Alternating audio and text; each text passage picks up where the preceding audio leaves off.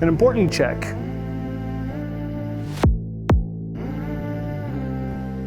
Hi, I'm Chris, Wardjet Application Specialist. Here we have Wardjet's A series. We're going to go over how to clean and grease the rack and pinion and the linear rails.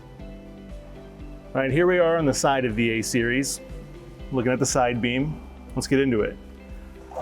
There's 3 screws, 3mm Allen wrench. You're going to want to move that out of the way, and then you'll see your linear rail and rack for the drive motor.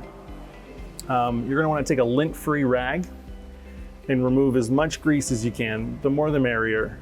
The worry is that some of the garnet, some of the fines will get into the bellow and turn the grease into a grinding solution. So as important as re-greasing, we'll want to remove all the grease that we can. Using a brush to get into the rack would be helpful. However you do it, you will want to remove it. You can use denatured alcohol and get rid of any remaining film after you're done with that.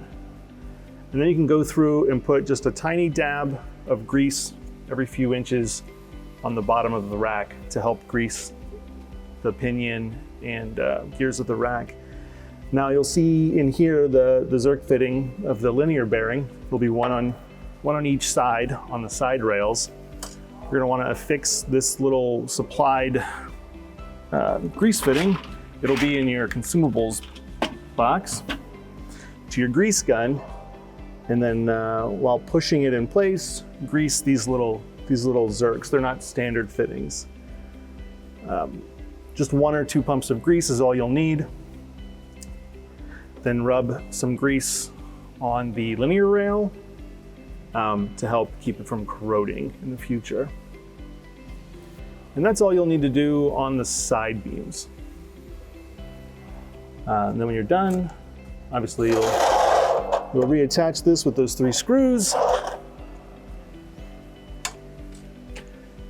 Drive the motor towards the back and then service the front side of your side beams.